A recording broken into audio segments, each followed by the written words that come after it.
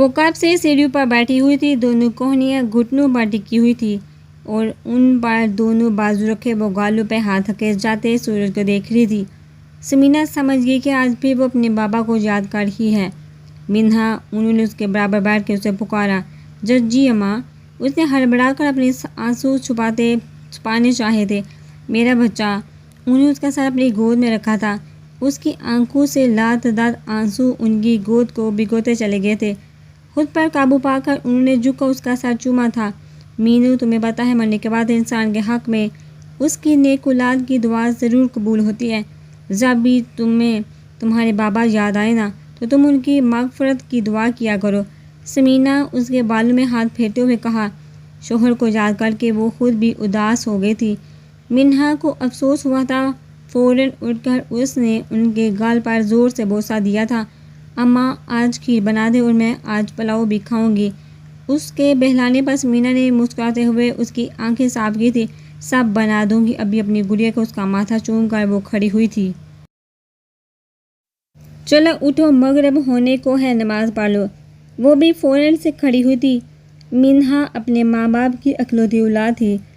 اکلوتی اولاد، وہ بھی بیٹی۔ اس کے باوجود عثمان احمد اس کو رب کا انعام کہتے تھے، اسی لیے اس کا نام بھی انہوں نے خود ہی رکھا تھا، منہا، دینا، عطا کرنا۔ وہ ہمیشہ سمینا سے کہتے تھے، سمینا، یہ ہمارے رب کا انعام ہے، تحفہ ہے ہمارے لیے۔ وہ اکثر اس کا ماتھا چوم کر کہتے، مینو میرے دل کا ٹکڑا ہے۔ وہ چاہتے تھے منہا بہت زیادہ پڑھے۔ ان کا خواب تھا کہ وہ یونیورسٹی جائے۔ جب تک وہ تھے وہ ہمیشہ کہتی، انشاءاللہ بابا میں MBA کروں گی۔ لیکن تقدیر کچھ اور ہی سوچتی ہے۔ اس کے میٹرک کے پیپرز کے کچھ دنوں بعد ہی عثمان احمد کو ہارٹ اٹیک ہوا۔ پورا ہفتہ علاج ہونے کے باوجود وہ زندگی کی بازی ہار گئے اور اس نے کالج میں داخلہ لینے سے ہی انکار کر دیا۔ سمینا کے لیے یہ بہت بڑا صدمہ تھا، لیکن اس کی ایک ہی ڈر تھی، اگر پڑھوں گی تو پرائیویٹ انٹر کروں گی ورنہ نہیں۔ اس کی ذہنی حالت کو دیکھ کر انہوں نے بھی زیادہ ضد نہ کی۔ عثمان احمد کے بعد منہا کا سارا اعتماد ختم ہو گیا تھا اور یہ بات سمینا کو پریشان کرتی تھی، اس لیے اس کے بہت سے شاندار نمبرز نے انٹر کلیئر کرنے کے بعد انہوں نے اس سے پوچھے بغیر بہت بڑا فیصلہ کر لیا تھا۔ اماں، میں نے کہا نا میں یونیورسٹی نہیں جاؤں گی۔ اس نے BBA کے فارم کو بنا دیکھے دور پھینکا تھا۔ انہوں نے پڑوس میں سے کسی کو کہہ کر فارم منگوایا تھا۔ منہا، ایک بار آنکھیں باندھ کر اپنے بابا کا چہرہ لاؤ، ان کا خواب یاد کرو۔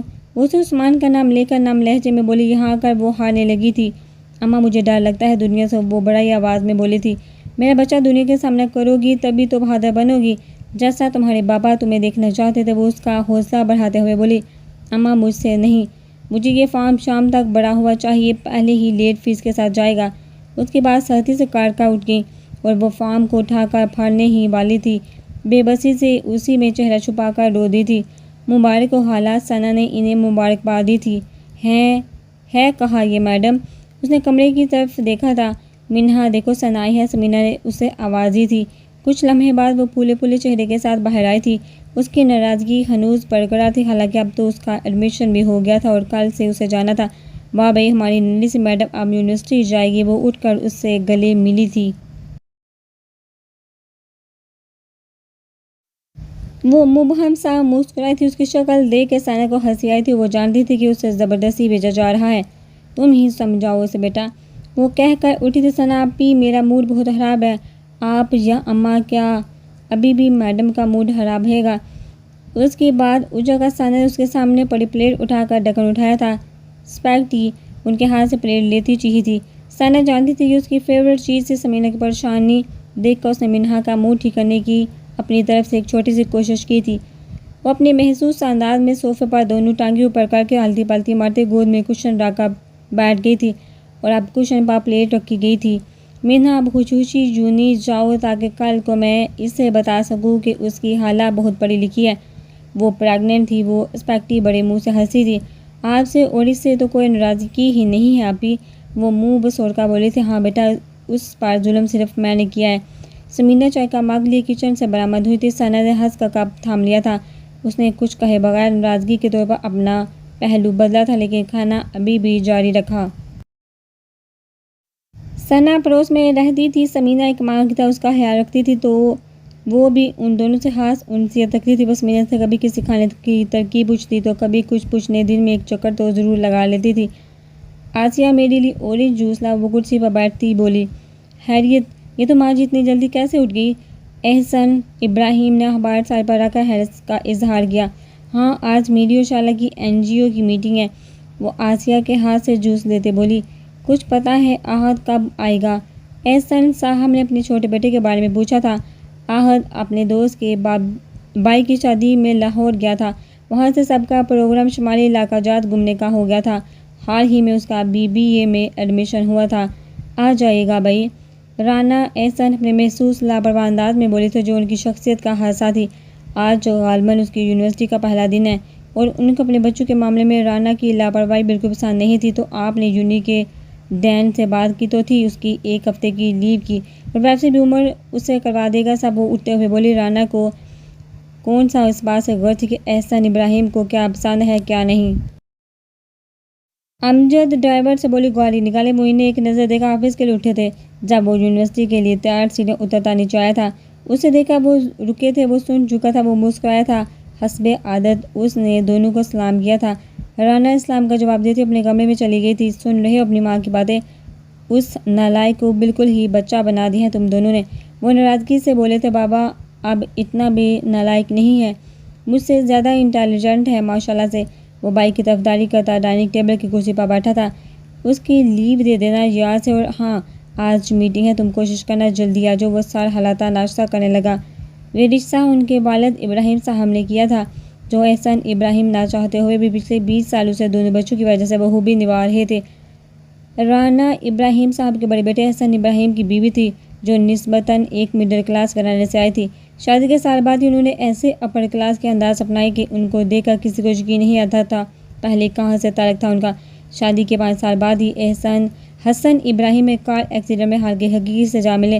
تب عمر ابراہیم صرف 4 سال کا تھا۔ بیٹے کی جدائی کے بعد وہ پوتے کی جدائی نہ سہ پائے، لیکن جوان بہو کو دیکھ کر ان کا دل کرتا تھا۔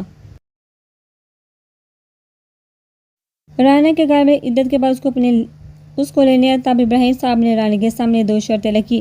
اگر رانا چاہنا چاہے تو عمر ان کے ساتھ نہیں جائے گا، اور دوسری شرط، اگر رانا اس گھر میں رہنا چاہتی ہے تو اس کو میرے چھوٹے بیٹے احسن ابراہیم سے نکاح کرنا ہوگا۔ اور رانا جو اس عیش و عشرت کی عادی ہو چکی تھی، ان کو دوسری بات جڑ سے مان کر نکاح پر راضی ہوگی۔ احسن نے دبے دبے لفظوں میں باپ کے سامنے احتجاج کیا تو ابراہیم صاحب نے ان کی توجہ علم کی طرف دلائی۔ وہ یہاں سے چلی جائے گی، شادی بھی کر لے گی، اور پھر 2-3 سالوں میں تم بھی شادی کر کے اپنے بیوی بچوں میں مگن ہو جاؤ گے۔ میری زندگی کا کوئی بھروسہ نہیں، میرا بچہ میرا عمر رل جائے گا۔ وہ پھوٹ پھوٹ کر رو دیے تھے۔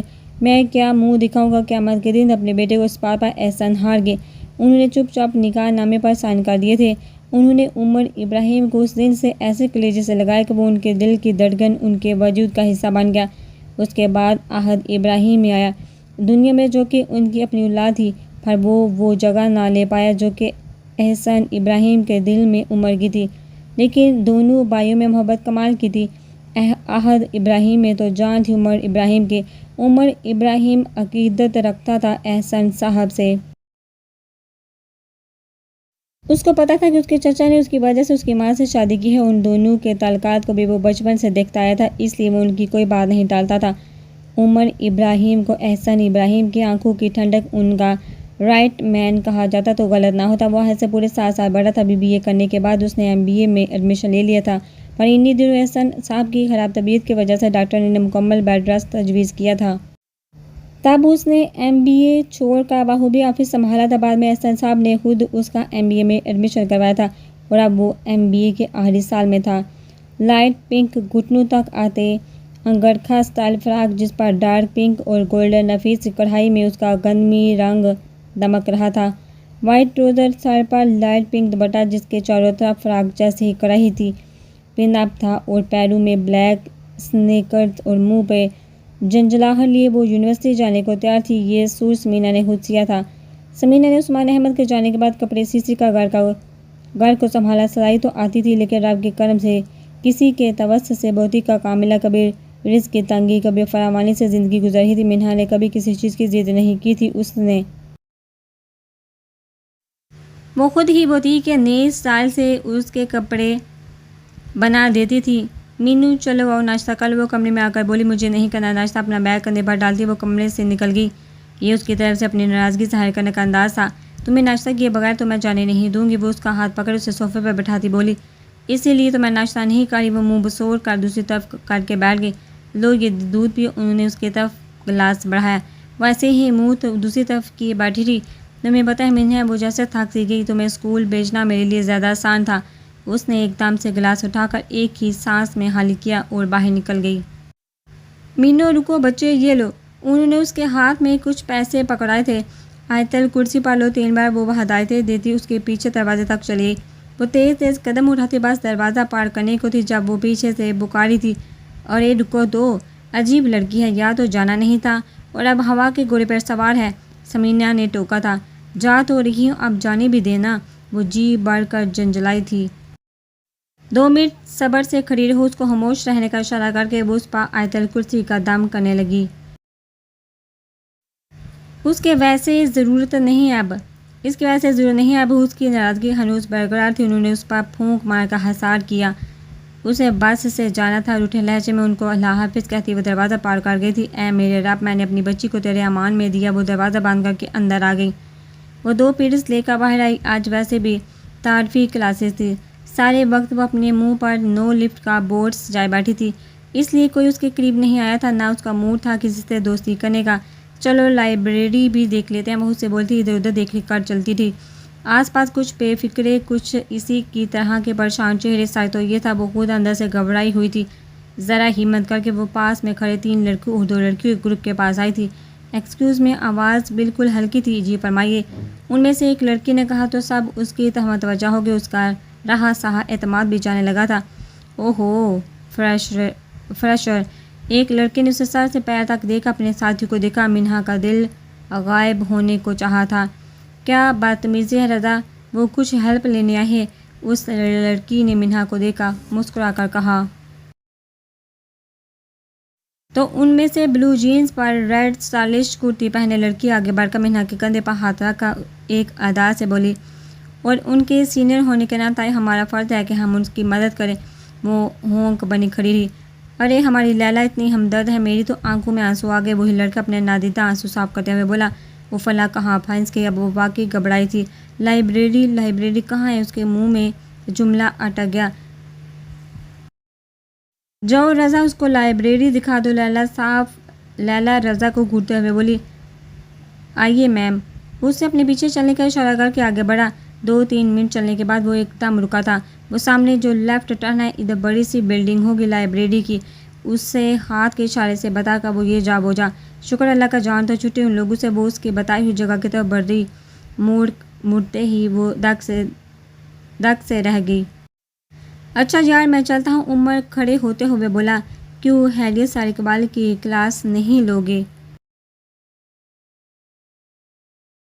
अरसलान ने किताब से सर उठाकर हैरत से उसे देखा था। नहीं यार ऑफिस में इंपॉर्टेंट मीटिंग है मुझे जाना होगा। बाबा अकेले होंगे।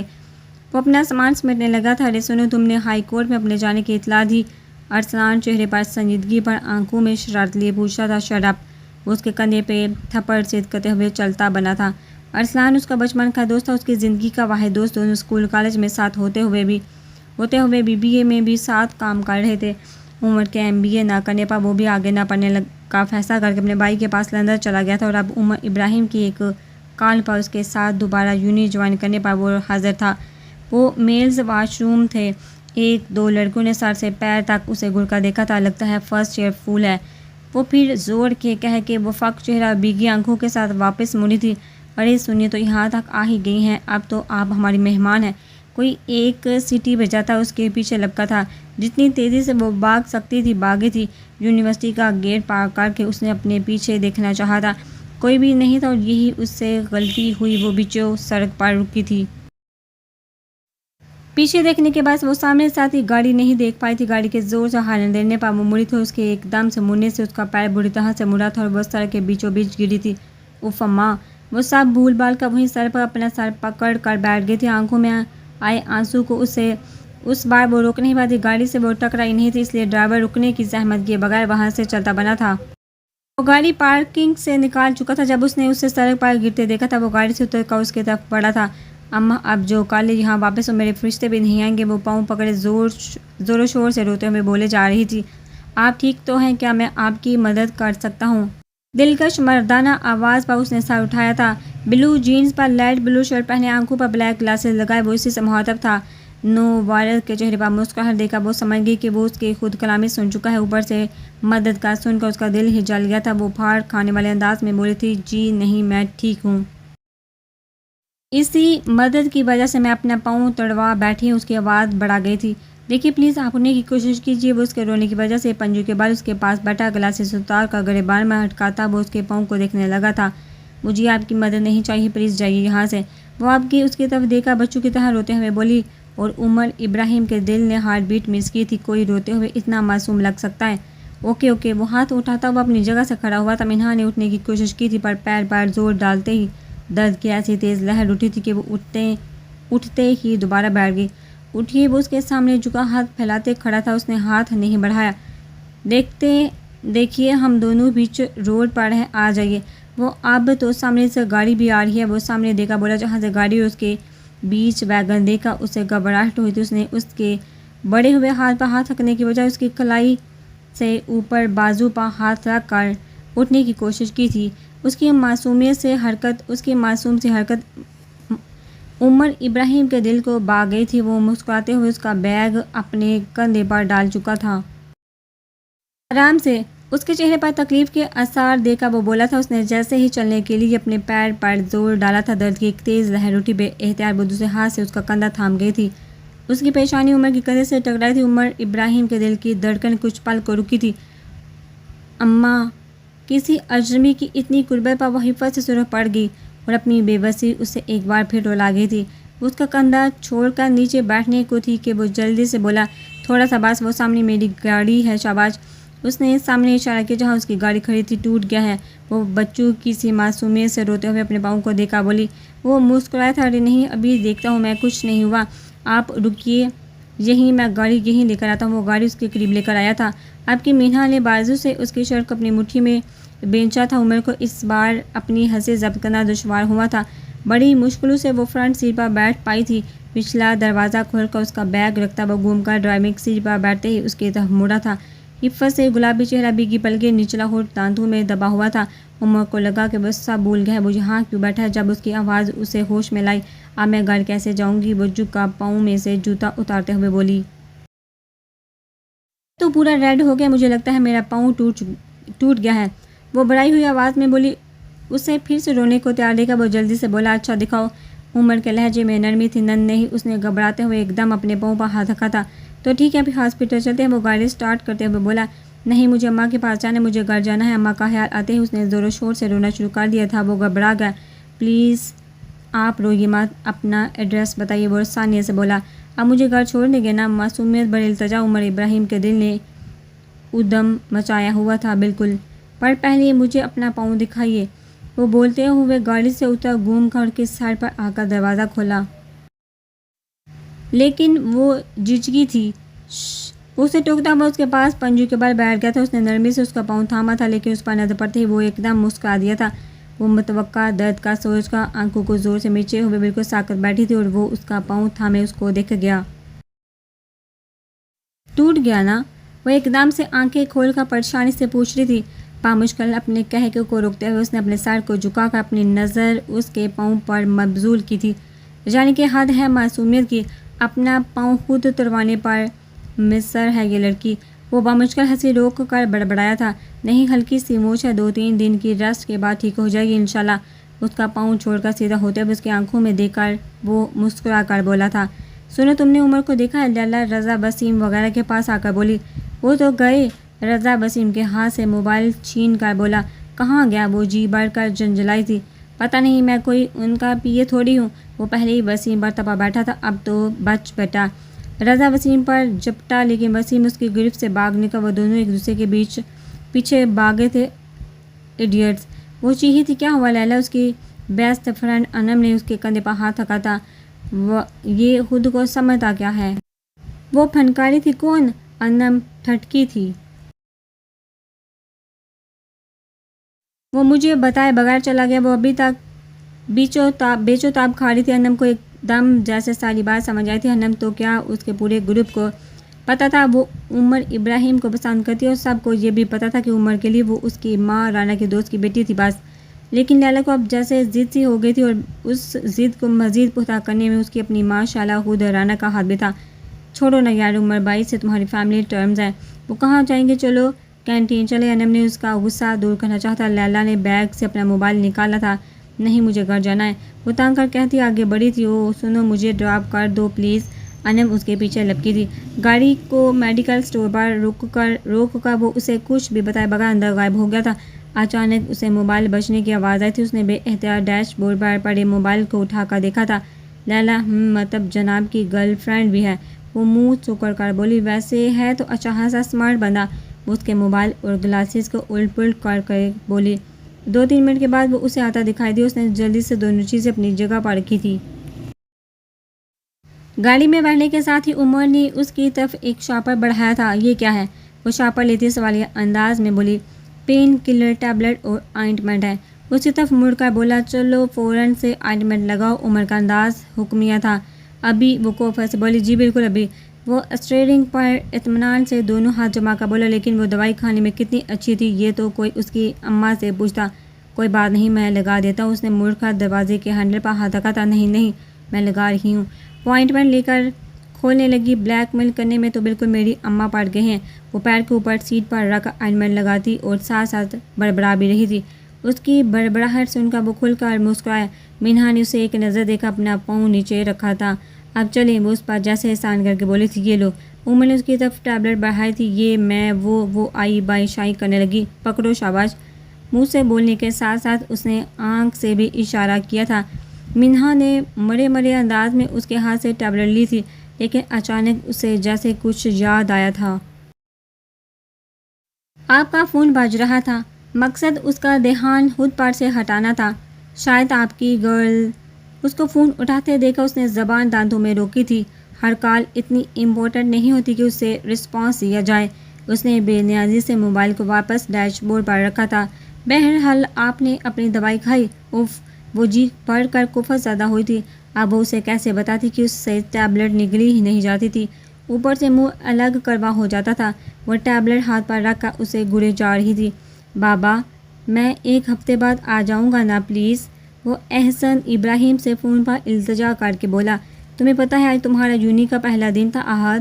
وہ اس سے سخت خفا تھے۔ بابا آپ نے ڈین انکل سے بات تو کر لی تھی، وہ ویسے بھی بھیا ہیں نا، میں ان سے سب سمجھ لوں گا نا۔ میں ان کو منانے کے لیے عمر کا حوالہ دے گیا تھا۔ عمر نے ہی تو تمہیں بگاڑا ہے، اس نے تمہاری عمر میں مجھے کبھی تنگ نہیں کیا تھا، جبکہ جلد ہی سارا آفس سنبھال لیا تھا۔ آپ کے ان کے لہجے میں فخر تھا۔ مجھے پتہ ہے بابا بھائی بہت ذہین ہے، تو آپ پریشان نہ ہو۔ انداز مکھن لگانے والا تھا، کیونکہ احد ابراہیم جانتا تھا کہ عمر ابراہیم کا نام سنتے ہی احسن ابراہیم نرم پڑ جاتے ہیں۔ اچھا ٹھیک ہے، اپنا خیال رکھنا، وہ اس کے مانتے ہوئے بولے تھے۔ لیکن 1 ہفتہ مطلب 1 ہفتہ؟ شور بابا، بالکل بابا۔ آئی لو یو بابا، اللہ حافظ، وہ خوشی سے بولا تھا۔ لو یو ٹو بیٹا، اللہ حافظ۔ فون رکھا، ان کو کچھ یاد آیا تھا۔ یہ عمر نہیں آیا ابھی تک؟ انہوں نے اپنے مینیجر سے پوچھا تھا۔ نہیں سر۔ اچھا تم میٹنگ کی تیاری کرو، میں اس کو کال کرتا ہوں۔ انہوں نے کال ملائی تھی۔ یہ گھورنے کے لیے نہیں ہے، جلدی سے دوا لو، مجھے گھر جانا ہے۔ وہ آنکھوں میں آنسو لا کر بولی۔ یہ ٹیبلٹ لے لو پھر چلتے ہیں، وہ نرمی سے بولا تھا۔ درد کم ہو جائے گا، گھر کے اندر تو چل کر ہی جانا ہوگا نا۔ لیکن اسے پھر سے رونے پر مادہ دیکھا وہ نرم پڑا تھا۔ تبھی اچانک اس کا موبائل بجا تھا۔ جی بابا، اس نے فون کان سے لگایا تھا۔ کہاں ہو یار تم؟ وہ اس سے ایسے ہی دوستوں کی طرح بات کرتے تھے۔ آئی ایم سوری بابا، میں تھوڑا لیٹ ہو جاؤں گا۔ وہ تو میٹنگ کو بھول ہی گیا تھا، اسے شرمندگی نے آن گھیرا۔ کوئی بات نہیں بیٹا، تم آرام سے آؤ، وہ اس کی بات کاٹ کر بولے۔ میں سنبھال لوں گا۔ انہیں اللہ حافظ کہہ کر موبائل واپس ڈیش بورڈ پر رکھتا وہ اس کی طرف مڑا تھا۔ اسے اپنی طرف متوجہ ہوتا دیکھا اس نے یکدم آنکھیں میچ کر ٹیبلٹ منہ میں رکھی تھی اور جلدی سے پانی کی بوتل منہ سے لگائی تھی۔ ویری گڈ، اب چلتے ہیں۔ وہ گاڑی سٹارٹ کرنے لگا تھا، ایک دم سے اسے ابکائی آئی تھی۔ اس نے منہ پر ہاتھ رکھا تھا۔ Are you okay? وہ پریشانی سے پوچھ رہا تھا۔ وہ یہ اس نے ہتھیلی اس کے سامنے پھیلائی تھی جس پر بڑی شان سے ٹیبلٹ پڑی تھی۔ یہ واپس آ گئے؟ وہ مجرمانہ معصومانہ انداز میں اس کی طرف دیکھا بولی۔ وہ ایک دم حیران ہوا۔ یہ آنکھیں، اسے لگا یہ آنکھیں وہ ساری زندگی دیکھتا آیا ہو۔ مجھ سے نہیں کھائی جاتی ٹیبلٹ۔ اب کی بار وہ بے بسی سے رو دی تھی۔ مجھے میری اماں کے پاس جانا ہے، پلیز۔ ایڈریس بتاؤ، وہ گاڑی سٹارٹ کر کے بولا تھا۔ اسے راستہ سمجھا کر سیٹ پر سر رکھ کر اس نے آنکھیں موند لی تھی۔ سارا راستہ وہ بار بار غائب دماغی سے اس کے چہرے میں کسی شبہات ڈھونڈتا رہا تھا۔ انہوں نے اس کے لیے دال چاول بنائے تھے، ساتھ کباب نکالے تھے فرائی کرنے کے لیے۔ اب وہ شدت سے اس کا انتظار کر رہی تھی۔ پتہ نہیں کب تک آئے گی۔ وہ تسبیح ہاتھ میں لی ادھر سے ادھر ٹہلتے ہوئے اس کا انتظار کر رہی تھی۔ عمر نے اس کے گھر کے سامنے گاڑی روکی تھی۔ وہ جلدی سے دروازہ کھول کر اترنے لگی تھی۔ رکو تم، میں دیکھتا ہوں۔ اسے اترنے سے منع کرتا وہ خود اتر گیا تھا۔ اماں کا سوچ کر اسے پھر سے ڈھیر سارا رونا آیا تھا۔ اس کے دستک دینے پر دروازہ جس خاتون نے کھولا تھا وہ ہو بہو منہا جیسی تھی۔ وہ گاڑی میں، اس نے گیٹ سے ہٹتے ہوئے گاڑی کی طرف اشارہ کیا تھا۔ انہوں نے جیسے ہی گاڑی کی طرف دیکھا وہ انہیں روتے ہوئے نظر آئی تھی۔ ہائے میرا بچہ! وہ ایک دم آگے بڑھ کر اس کی طرف آئی تھی۔ اماں میرا پاؤں ٹوٹ گیا، آپ کو کہا تھا نا میں نے، مجھے نہیں جانا کہا تھا نا میں نے، اب دیکھ لیں ٹوٹ گیا میرا پاؤں۔ وہ زور و شور سے روتے ہوئے بول رہی تھی۔ کیا کہہ رہی ہو مینو؟ پت دھک سے رہ گئی تھی۔ اف یہ لڑکی، وہی مرغی کی ایک ٹانگ۔ وہ ایک نظر اوپر دے کر بڑبڑاتا ہوا ایک دم آگے بڑھا تھا۔